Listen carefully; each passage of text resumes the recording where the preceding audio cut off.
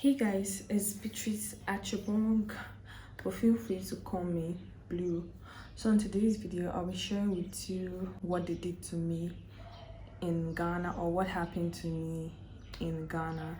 If this is something that interests you, keep watching the video, and also don't forget to click the red button to subscribe and turn on notification bell so whenever I upload a video you'll be the first to see. Guys, let's get straight into the video. Like I said earlier, I'll be sharing with you something that happened to me or what they did to me in Ghana. I know a lot of you will be like, oh, what has happened, what is going on, what's she coming to say, and what is all that. This is, I don't know if I should just call this a story time, though it's still fresh kind of a story. I wanted to wait for some weeks or thereabout before I share this experience, but then I'm like, okay, just share it. I don't know if this video will be uploaded in October, but then I'll just share it and leave it. Maybe whenever I'm okay, I can now release the video. So guys, please forgive the background noise. Like I said earlier in my other videos, I stay close to the road, so some kind of vehicle pass around here and all of that. So where do I even start from? Let me start from the beginning of all this mess. I'll call it mess because I wasn't expecting this. So Thursday, the 21st day of October would have been my end in this world. Like, I think it would have been my goodbye to this world. But then God said it is not my time because I still have some things to accomplish, some purpose to fulfill and all of that. God said it's not my time. Before I start the preaching thing, let me tell you guys what happened so you understand. It don't be like I'm coming to preach and you guys don't know what is happening. So on the 21st day of October 2021, I had a mentorship session with my mentor, and that was supposed to be in the morning. It lasts for like an hour, 30 minutes or 2 hours. I didn't really check the time, but I didn't keep long. So after that, I was on my way back and I was like, okay, why don't I just get the stuff that I need to set up my studio, because I'm working on my makeup studio. So I'm like, why don't I just go to the market and get the items that I need, because from where I was to the market was not that so far, and where I stay, for me to go to the house and come back and go to the market, it's like double job. I know Accra and traffic, it's just crazy. So I went to the market. I told my friend, because she was telling me what to buy to make my studio come out alive and all of that. So I told her, oh, I changed my mind, I just came out from my mentor's place, I'll be going to the market, because she told me that in this particular market, Accra market, they have like the items that I want, because I was looking for it in Medina, but the length at which I want the stuff, they don't have it there, and it was quite pricey too. So I decided to go to the big market. And before then, I got malt and plantain chips. For those of you that know cocoa, it's called ripe plantain. So I took that with malt. So I felt refreshed. I was okay, and nothing was wrong with me. So that was what I took, and I went to the market. At some point, I started feeling dizzy, like very, very dizzy. And I bought some curtains, because I needed to buy curtains for the studio and stuff like that. I was looking for black curtains, but it was very, very difficult for me to find.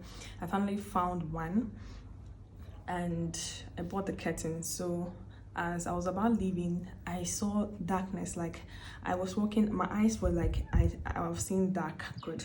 So I quickly ran back to where the guy that sold me the curtain, and he saw that my mood was kind of some way, because I was telling him he should hurry up so I can go, that I'm not feeling myself, I want to go.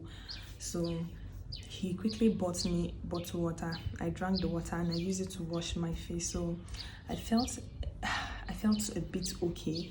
So I was still hurrying up so I can just quickly go before this my body disappoints me, because I told myself, God, I don't want to pass out, or I don't want to have seizures or whatsoever in this market, because you know, if something should happen to you in the market, two things is involved, or one thing is either bad people might come around, they pick your phone, pick your items that you bought, pick your wallet and pick your stuff, and they'll go with it. And I was trying to avoid all that, because I can't risk to lose my iPhone 11, so and other valuables I was holding, the stuff that I bought in the market. So I sat down for a while, I felt a bit better, and I left. So the thing is that I was supposed to pick, because normally I am not a trotro person, but then I take calculated measures when I'm going out. If the Uber fare is a lot, I'm like, okay, why am I, if where I'm going to does not demand me being on time or whatsoever, like going to the market, there's no like you are late, you are early or whatsoever. I took the trotro because the Uber fare was times 10 of the normal Uber fare to my place. I'm like, and the weather was already changing. I know Accra once it's like 3-4 o'clock p.m. traffic, and where I was like the central for traffic. So I took the trotro. For those of you that doesn't know what trotro in Nigeria is like downfall, or this lorry bus. Lorry is, it's not like a regular bus, it's lorry, because it's like 24 or 22 seaters. I think it's about 20, I don't know, I think it's about 22 seaters or thereabout, but I know it carry more than 15 people, and that's a lot of people.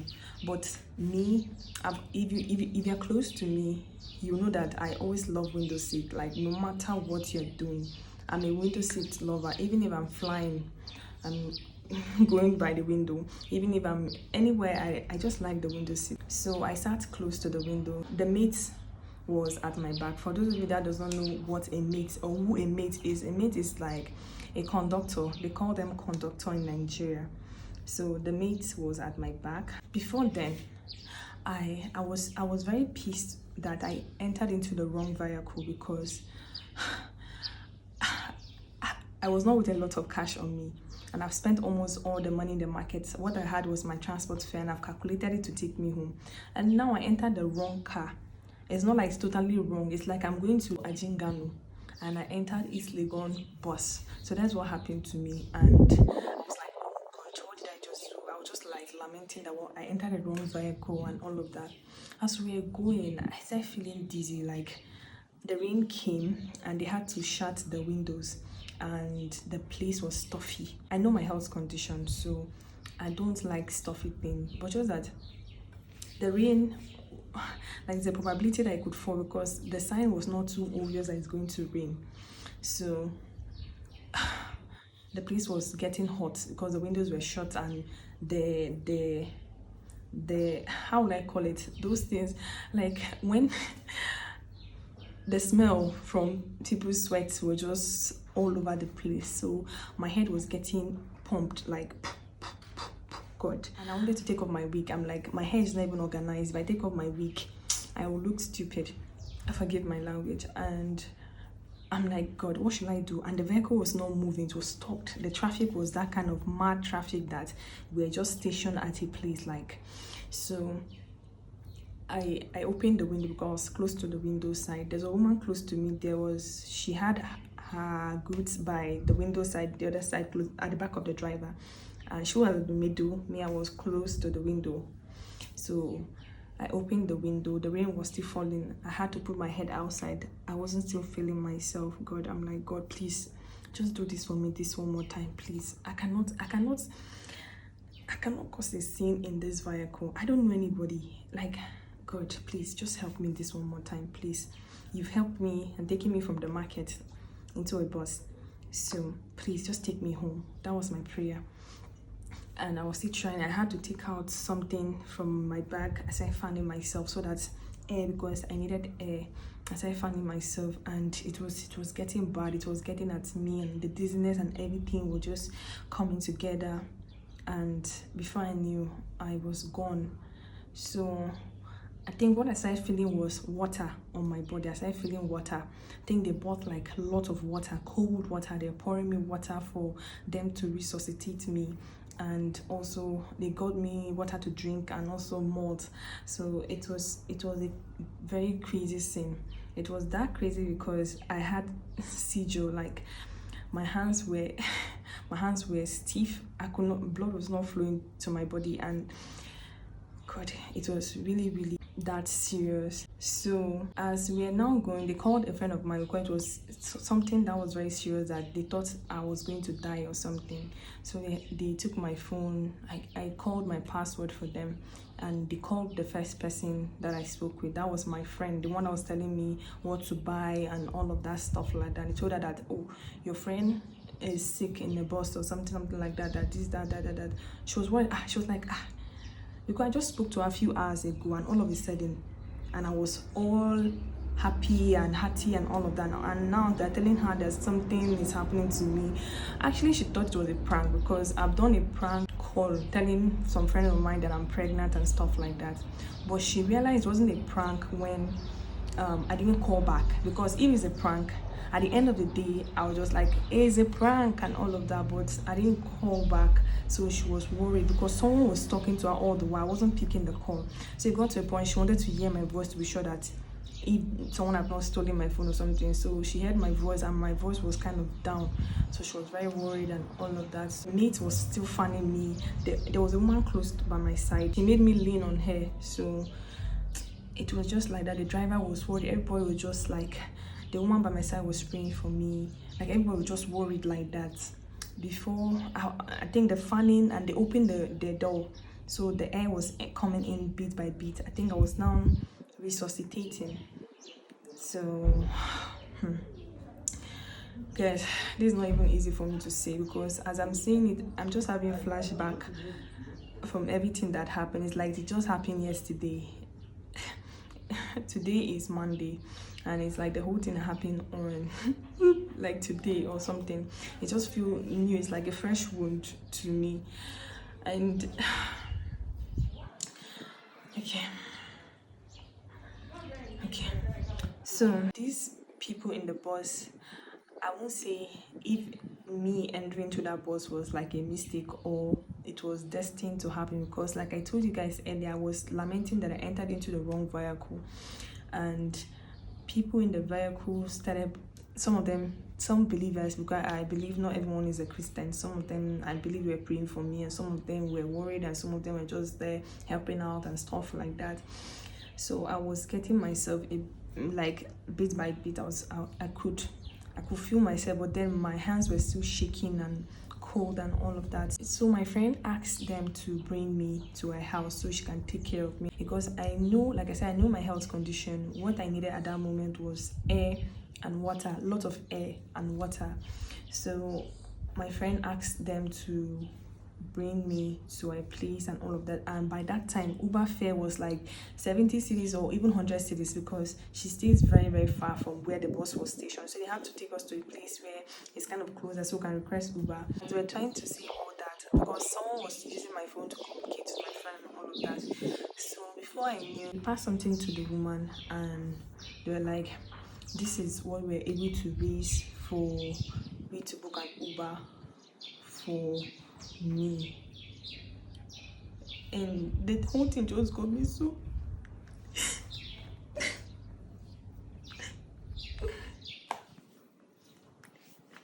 honestly. Okay, let me stop this. Like, I did not see this coming. Honestly, these people were going back home. I believe they had something to do with money, and they were just being so thoughtful. They were just being so thoughtful of me, and I don't know them from anywhere.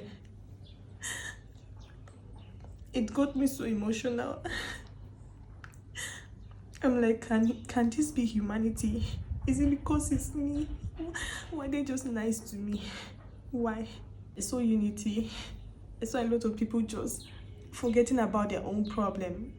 Mine was like the ultimate, because a life was involved here, and people from nowhere were just out there like making sure that I'm okay, I'm alive, and all of that. Honestly, I was just so dumbfounded. And the thing is that the woman that was close to me, she started being like a mother. I felt a mother. I don't know. I asked myself again, was this thing meant to happen? Because like I said earlier, that was not my boss. But then everything just happened for a reason. They took me from that place had to stop somewhere so that we can book the Uber. They took me to a church, the woman's church. It just closed the road, and they took me there. They prayed for me. They got me something to eat, but I could not open my mouth and eat something. So they got me banana, I think banana and water. They prayed for me, and my hands were now loosening up because my hands were just like shaking and all of that. So they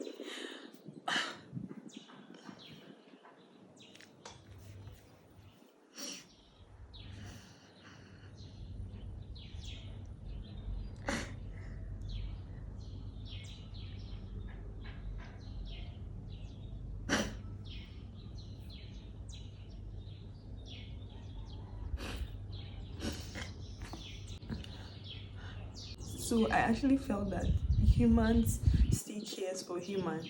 And like I said, I don't know if it's because it's me. And I doubt any of those people know me from Adams. None of them know me, and I don't know anybody there. I don't know anybody there. They took me to the church. The church accepted us in. They gave me blanket because I was now feeling cold because of the water they've been pouring me from the bus. They gave me blanket, or I don't know, they gave me something for me to cover myself as they were praying for me. They gave me the banana to eat and the water.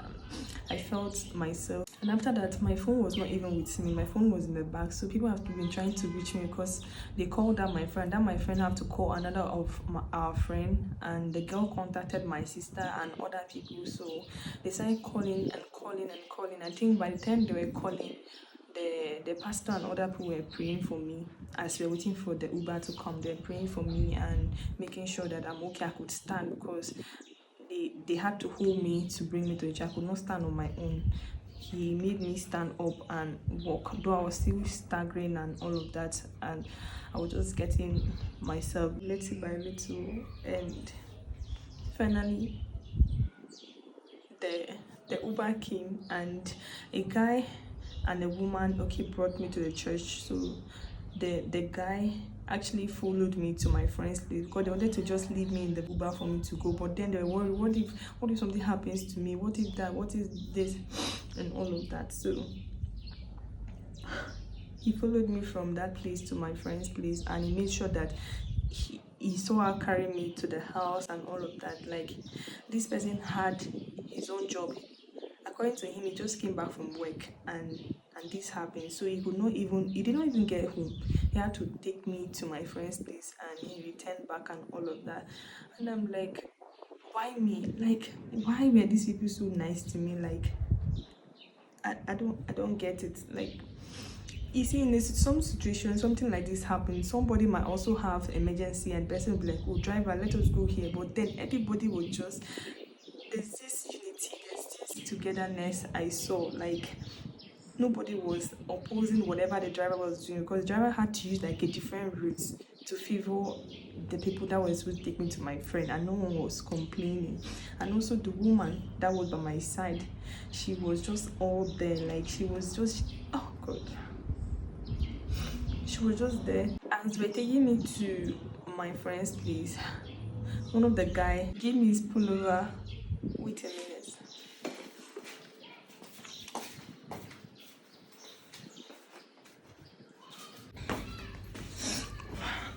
Well, he actually gave me this because the blanket they gave me in church wasn't really enough for me, so he gave me this. And I just returned the blanket yesterday. I went to the church because the woman invited me to her church. I went there and I returned back their blanket to them. And as for this one, I told the guy that when am I giving him, I wish to give him back. And he was like, we shouldn't bother about this right now, my health is more important. And guys, the next day the mate called me, was like, I'm the mate from yesterday, how are you doing? And no, that night the mate called me. I'm like, he's the mate, and how am I doing, how is everything? I hope I'm fine, I hope this. Even the woman also called, how am I doing? And I'm really, really so sorry, because I never knew that there's some people that when they hear like something they were not expecting to hear, it gives them shock. She was having shock. So I felt very bad that what happened to me affected her in a way. And I was like, I didn't plan for all this. I was all hearty. I left the house very hearty. I was okay, strong. I could speak, I could talk, I could do whatever thing I want to do. But just a few hours later, people are now the one carrying me. God. So one might ask me, why are you actually making this video? I'm making this video first to thank God for my life, because I was actually gone. I was near death, honestly.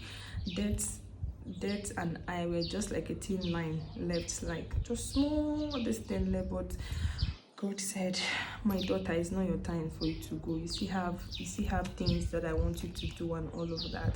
And one of my friends, like I said, there was a friend of mine that she's called, and that one was in church, so she was actually praying for me in church, and some people in the bus also were praying for me. The woman by my side was just praying for me, and I was saying amen, amen, because I could not open my mouth. Like, God, it was that bad that people from Nigeria, people from other countries, that the information got to them. They were calling me. When I got to my phone, I saw lots and lots of missed calls. Like, God, I saw like plenty voice notes. I saw like people are typing plenty things. God, I'm like, I have to now text some of them one after the other that I'm okay now, please, I'm okay, no need for the alarm again, I'm sorry for any inconveniences my situation caused you, because I was thinking it's something I could handle alone. But those people in the bus saw it, that this girl, what if she can't make it and all of that. I think that's why they decided to call somebody, so at least someone knows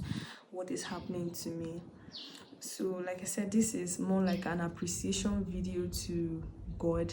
Like, it's more like it's a Thanksgiving video to God, because 2 times in a row my life would have been gone. The first one, my fan almost fell on me. Guys, Jesus loves me. Can you imagine this almost fell on my head? Jesus. Hey, Eradi. Before this thing happened, my mind, or my spirit man was like, so what if this thing falls on you? Because this fan is always making noise, like quack, quack, quack, quack, some kind of loud noise. And I'm like, so what if this thing falls on me? And that was not even up to like 5 minutes. The thing dropped down. It was just the wire that was sustaining the fan from actually falling down, and it was still spinning.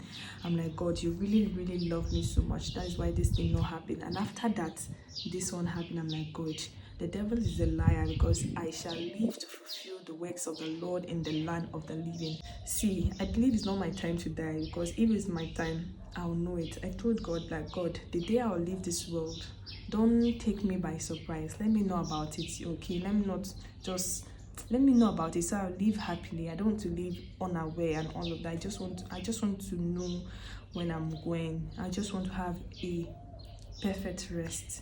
So, and also in this video, I'm also appreciating those Ghanaians in that bus. Those people actually saved my life. Like, I just imagine I entered into the actual car or vehicle I would have gone with, if the people in the vehicle would have been nice to me like that. I mean, the whole 22 people or 23 people in that bus were all concerned for my life. No one was like agitating or saying anything otherwise. They were all in for me, and I'm like, God, I had to like thank all of them. There's still hope for humanity. That's one thing I believe. There's still hope for humanity, and there's still nice people in Ghana. In as much as some people say that, oh, some Ghanaians are like this and like that and all of that, there's still that sense of humanity. And guys, for some reason I'm going to end this video here. If you watched this video to this point, thank you for watching, and may the good Lord bless you. Stay safe, and please remember, Jesus loves you. See you on my next video. Bye.